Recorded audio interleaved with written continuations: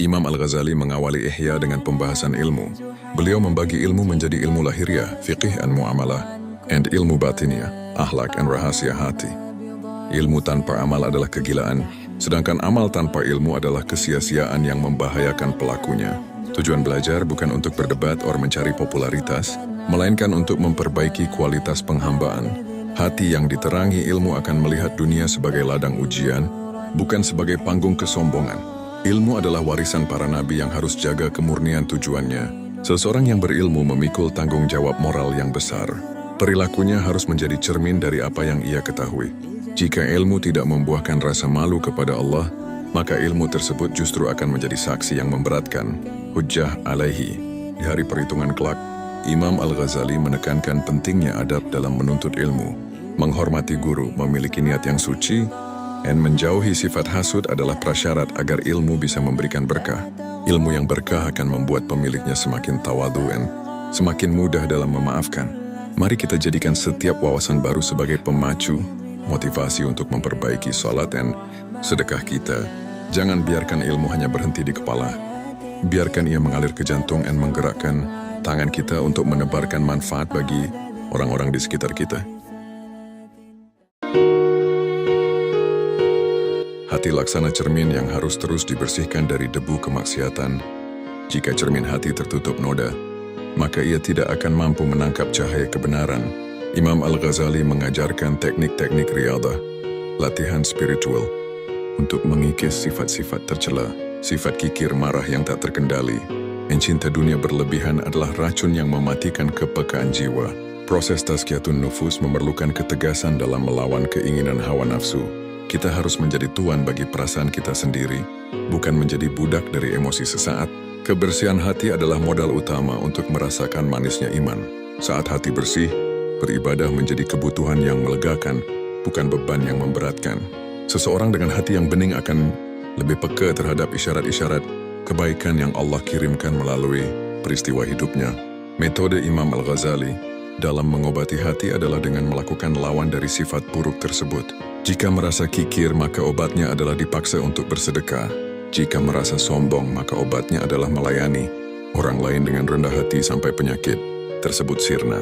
Saudaraku, mari kita luangkan waktu untuk general cleaning terhadap jiwa kita. Maafkanlah mereka yang menyakiti kita dan buanglah segala dendam yang hanya memberatkan langkah. Hati yang lapang adalah rumah yang indah bagi ketenangan yang Allah turunkan.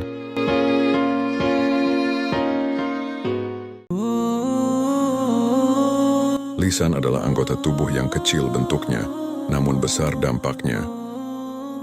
Imam Al-Ghazali merinci berbagai keburukan lisan seperti ghibah, gunjingan, namimah, adu domba, dan dusta. Satu kalimat buruk bisa menghanguskan pahala ibadah yang telah dibangun bertahun-tahun.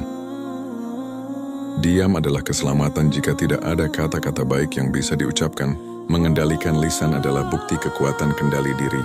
Seseorang yang banyak bicara seringkali banyak salahnya, dan seseorang yang banyak salahnya seringkali hatinya menjadi keras dan sulit menerima nasihat. Ghibah diibaratkan seperti memakan daging saudara sendiri yang sudah mati. Ini adalah perbuatan yang sangat menjijikkan secara spiritual. Kita harus lebih sibuk memperbaiki aib diri sendiri, daripada membicarakan kekurangan orang lain yang sebenarnya tidak menambah pahala bagi kita. Lisan yang mulia adalah lisan yang basah dengan zikir dan kata-kata yang membesarkan hati orang lain. Gunakanlah kata-kata kita untuk membangun semangat, mendamaikan perselisihan, atau memberikan ilmu. Lisan adalah pedang bermata dua. Gunakanlah hanya untuk membela kebenaran. Mari kita mulai menjaga setiap kata yang keluar dari mulut kita. Sebelum bicara, tanyakan pada diri sendiri, apakah kata ini membawa manfaat atau justru mudarat? Dengan lisan yang terjaga, kita akan memiliki wibawa dan kedamaian hidup yang jauh lebih berkualitas. Hidup di dunia hanya berkisar antara dua kondisi: menerima nikmat atau menghadapi ujian. Sabar dan syukur adalah respon terbaik yang harus dimiliki seorang mukmin. Syukur menjaga nikmat agar tidak hilang, sedangkan sabar menjaga iman agar tidak goyah saat badai menerjang. Sabar bukan berarti lemah. Sabar adalah keteguhan hati dalam memegang prinsip di tengah kesulitan. Syukur pula bukan hanya soal ucapan Alhamdulillah, tapi soal bagaimana menggunakan setiap pemberian Allah untuk tujuan yang Dia ridha. Syukur adalah bentuk pengakuan tulus atas kelemahan diri. Imam Al-Ghazali menjelaskan bahwa orang yang bersyukur akan ditambahkan nikmatnya secara ajaib. Rasa puas, qanaah, adalah separuh dari kebahagiaan. Seseorang tidak akan pernah merasa cukup jika ia hanya melihat ke atas dalam urusan dunia, namun ia akan selalu bersyukur jika melihat ke bawah. Kedua sifat ini harus menjadi karakter yang melekat, sabar saat dipuji agar tidak terbang dalam kesombongan, dan syukur saat dikritik agar bisa melihat sisi perbaikan diri. Sabar dan syukur adalah shock breaker bagi jiwa agar tetap nyaman melewati jalan kehidupan yang berlubang. Saudaraku, mari kita perbanyak koleksi rasa syukur kita hari ini. Meskipun kecil, syukur akan memperbesar kapasitas hati untuk menerima keberkahan yang lebih besar. Dengan sabar, setiap ujian yang kita hadapi saat ini sebenarnya adalah kasih sayang Allah yang sedang menyamar. Rasa takut, khauf, mencegah kita dari bermaksiat, sedangkan rasa harap, roja, memacu kita untuk giat beribadah. Tanpa khauf, seseorang akan menjadi terlalu berani melanggar hukum Tuhan. Tanpa roja, seseorang akan mudah putus asa saat melakukan kesalahan. Level tertinggi khauf adalah merasa takut jika Allah tidak lagi ridha kepada kita, bukan sekadar takut pada api neraka. Level tertinggi, roja, adalah sangat berharap bisa melihat wajahnya yang mulia di surga nanti. Keduanya adalah penyeimbang emosi spiritual yang sangat akurat. Imam Al-Ghazali memberikan ilustrasi. Saat sehat, perbanyaklah khauf agar tetap waspada dan produktif dalam amal. Saat sakit or mendekati ajal, perbanyaklah roja agar bisa berprasangka baik pada ampunan Allah yang maha luas dan tak terbatas. Rasa harap yang benar harus disertai dengan usaha, amal. Merasa pasti masuk surga tanpa mau salat bukanlah roja, melainkan ghurur, penipuan diri. Allah maha pengampun bagi mereka yang bertaubat dan berusaha memperbaiki diri dengan sungguh-sungguh. Mari kita bangun optimisme iman kita. Jangan biarkan kesalahan masa lalu membuat kita merasa tidak berharga di matanya. Allah selalu menanti kepulangan kita. Milikilah rasa takut yang membuat kita berhati-hati, namun miliki harapan yang membuat kita selalu bersemangat.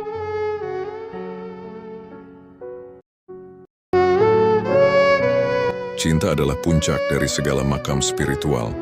Jika seseorang sudah mencintai Allah, maka melakukan perintahnya tidak lagi terasa berat, melainkan menjadi kenikmatan. Cinta membuat yang jauh menjadi dekat, dan yang pahit menjadi manis karena dilakukan demi zat yang dicintai. Tanda cinta yang tulus adalah lebih mengutamakan keinginan Allah di atas keinginan pribadi.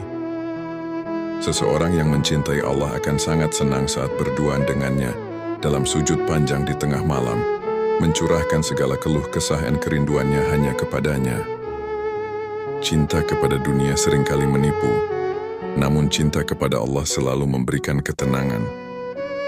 Segalanya akan meninggalkan kita, namun Allah tidak akan pernah meninggalkan hambanya yang setia. Cinta ini adalah satu-satunya harta yang akan kita bawa sampai ke liang lahat. Imam Al-Ghazali merinci cara menanam cinta dengan sering menyebut namanya, merenungi kebaikannya, dan mengikuti sunnah kekasihnya, Rasulullah SAW.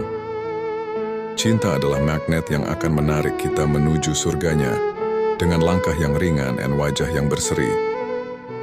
Saudaraku, jadikanlah Allah sebagai tujuan akhir dari segala kesibukan. Jika kita bekerja karena cinta kepadanya demi menafkahi keluarga, maka setiap cucuran keringat kita adalah tasbih yang mulia. Cinta kepada Allah adalah kunci utama dari segala kunci kesuksesan sejati.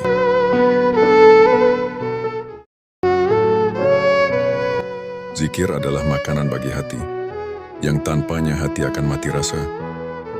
Imam Al-Ghazali menjelaskan bahwa zikir yang paling dalam adalah zikir batin, di mana hati senantiasa sadar akan kehadiran Allah, meskipun lisan sedang sibuk berinteraksi dengan urusan keduniawian. Doa adalah senjata orang mukmin dan inti dari ibadah. Dengan berdoa, kita mengakui bahwa kita adalah hamba yang lemah dan butuh pertolongan dari Zat yang Maha Perkasa. Doa yang dilakukan dengan tulus akan mengubah takdir buruk menjadi takdir yang penuh dengan keberkahan. Keajaiban zikir adalah ia bisa dilakukan kapan saja dan di mana saja. Zikir pagi dan petang adalah tameng perlindungan dari gangguan setan dan kegelisahan pikiran. Seseorang yang bibirnya basah dengan asma Allah akan memiliki aura ketenangan yang terpancar bagi sekitarnya. Imam Al-Ghazali mengingatkan agar doa tidak hanya berisi permintaan duniawi, melainkan juga permohonan agar diberikan ketetapan iman dan keselamatan akhirat.